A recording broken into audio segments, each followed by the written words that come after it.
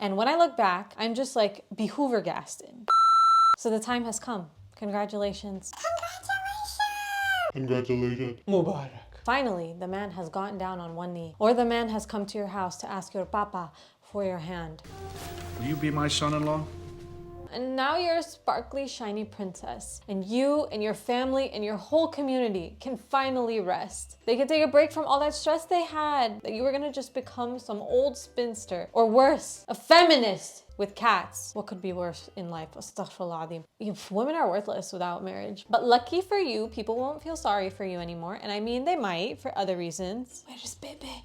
Where is baby? But people are gonna be very nice to you for I don't know how many months, like psychotically nice. Hi, how may I help you? I'm actually getting married in September, so I was looking to see your— Oh my God, you're getting married? That's so exciting. I actually enjoyed the switch up a lot. It happened all the time. Like it was a social experiment for me. So I would try and bring it up all the time in subtle ways because I enjoyed watching people shift their mood like that. But sometimes they didn't. And on the inside, when I'd come across that, I'd be like, what's stuck up your butt? Why aren't you doing the thing? The thing.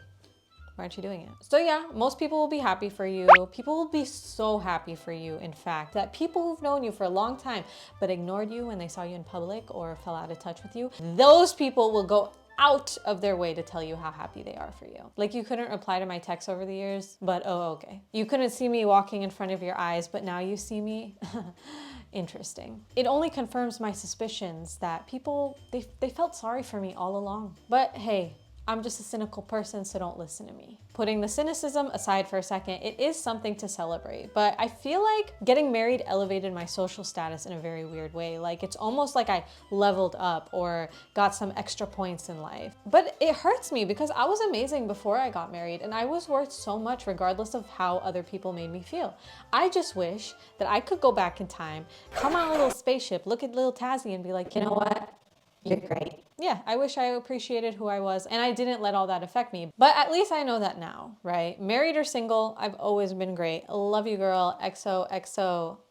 Tazzy girl. But did you know that it's not actually just daisies? Being married actually does promote higher status in society, historically, even in the US. But before the Equal Credit Opportunity Act was passed, single women couldn't even have credit cards or a bank account. If a woman was married, they could get one through their husband, but people were just like, no, no, no, single women don't need to store their money anywhere. They don't need to swipe cards, okay? And now today, women make up more than 50% of the workforce. So they do need bank accounts and credit. I've definitely felt the boost in status from being married. And although rights for single women have improved, that does not negate the fact that there is a long way to go. Women are 50.47% of the US population, according to the US Census. So logically, it seemed that they would have the same rights and access to opportunities across the board. So the way to get those rights and make systemic change is to make sure we're represented in leadership, whether that's Congress or a company. But yeah, many people would switch up and be nicer when I told them I was getting married. And honestly, sometimes it was, I think, just because they wanted to sell me things. That being said, I just want to say the wedding industry is very scam-like, okay? It is scammy.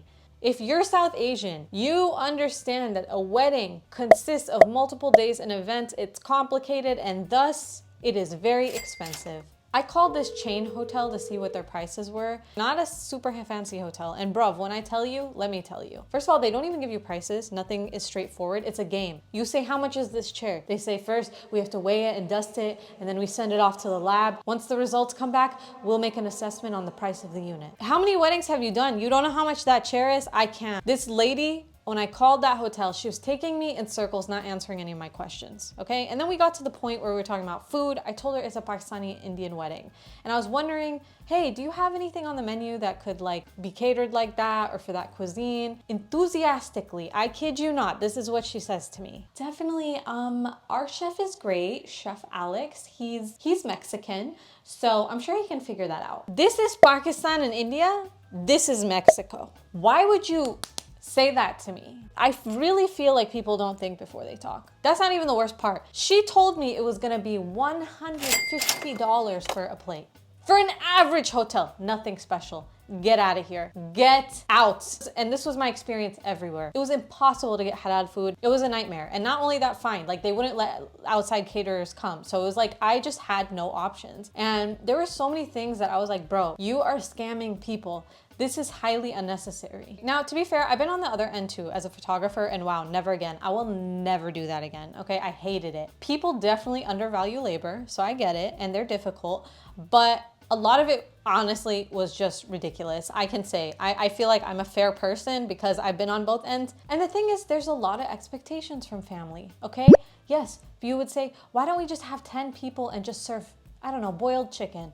Bro, it's not gonna go, okay? If you're Desi, you know, is go big or go home. And a lot of Desi cultures, they're very relationship-oriented cultures. Everything is about relationships. You wanna open a bank account? You can't just go to the branch that's 10 minutes away. No, no, no, no. You will go drive all the way, an hour, to the guy who opened your first bank account when you came to the US in 1981. That's who you're gonna go to, okay? And then you're gonna tell your kids to go there and their kids to go there. So if it's like that, can you imagine how many people are expected to be on the guest list? Like, I sat down with my parents, and this is pre-COVID, okay? This is before it went wild. The list was 600 people. 600 people. We eventually got it down to 400. Okay, and that's not even big. That's not even considered big in a Desi wedding, okay? Those are like 1,000 people, 1,000 plus. Thankfully, the pandemic ruined everything, and I was able to get married in my backyard and like just have a fraction of those people. And for Desis, that's like an extremely small wedding. Honestly, it was better than getting married in a hall or event center, so like it worked out for me. I'm not saying that COVID was good, but you know, like the financial strain that these weddings put on people. Weddings in South Asian cultures can be such expensive affairs, okay? Because it's not just the events, it's all about the food, it's all about the clothes, and it's like several days. And when I look back, yeah, I'm just like behoovergasted. I get it because I went down that road, like I am empathetic, but it's a no, it's a no. And the truth is, if you're living in Pakistan or India, the cost of having 5 days of a wedding is gonna be a fraction of the price it would be in the US. People want what they have back there and they wanna do it here. And it's like 10 million times more expensive. And even if you live in a place like Houston, for example, like the price is gonna be way less than in a place like Colorado or some other less diverse places. But the pressure is real. Like, you have to keep up with the Kardashians, bro, or people are gonna talk. People are gonna talk, and they talk anyway. Even if you spend a bunch of money, they did. So that's also why I'm glad I didn't spend money. But that pressure, speaking of the pressure, there is a pressure to be beautiful, okay? When I look back at my pictures of my wedding, there are things that I hate. I am not a fashion queen, especially when it comes to South Asian fashion. So I had my inspo pics, but there are some things that I wish I had some consulting on. Like these nails, too pink, too long, okay? Not the right shape. This hair, Jimmy Neutron, who? Okay, and the dupatta, this was, the most difficult for me. The shoulders, I tried.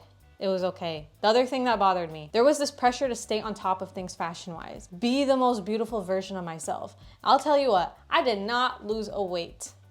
I didn't lose a single pound. Losing weight was, you know, it's usually a goal of a bride, but I did not. I was so stressed. There was no time going to the gym. I was planning and packing. During the pandemic, it was a nightmare. That whole thing continued for like a year. You're a bride, you better look nice, even after you get married. Otherwise, people are gonna be like, you're so crusty. I call my mom and she's like, why are you dressed like that? You're a bride. I'm like, I'm not a bride, wedding's over. No, in South Asian culture, you're a bride for a long time. Arusa, arusa, arusa. I call my friend arusa all the time. She calls me arusa. And she's like, I'm not a arusa because I had a kid.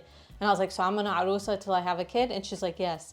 I'm like, that's crazy. That's crazy. The last thing that I want to talk about is that there's so much focus on the wedding and it's a huge distraction from the fact that your life is really going to change. Like when I look back, you're going to have new people in your life. Your life is going to change and you can't really process it until you process it. I, during the Rukhsati, cried. Okay, I was saying goodbye to my family. I was very emotional and then I sat in the car to drive away with my husband and my in-laws, and that's when it hit me. I was like, oh, you're done. You're done. It's over. Like, you're not sleeping in that bed tonight. And I had the weirdest feeling, like sad and confused. Why would I be confused? I was planning a wedding for this long. What is there to be confused about? But it's because my brain did not register this part. How could I? How could I imagine something that didn't happen? It's funny because I was in the car, I was feeling so blue, and my in-laws are happy. They're FaceTiming their relatives, making jokes and laughing, and on the inside, I'm like, I'm broken, bro. And I'm like, what the F is happening? It's a very hard feeling to describe. Like, it was so odd, but then your new journey begins. You enter this new realm and you start start understanding the politics of your new family. You try to figure out this changing place in your own family. You live with a man who has a very less standard of clean than you do. It's wild. It's quite a trip. I mean, overall, that being said, like, you know, I do want to say to any of my girls going through this, just know that you were always great, okay? And you got this. And even after you're no longer arusa, you're still great, okay? And it is mind-boggling. It is a roller coaster. And I do have a several part series on like marriage or like the whole wedding that I did that closer to the time that I got married. So it's probably like a lot more detailed. But let me know what your guys' thoughts are in the comments below. I would love to hear your thoughts, know what you're thinking, because you guys are the best as usual. All right, TazzyPhe out. Bye.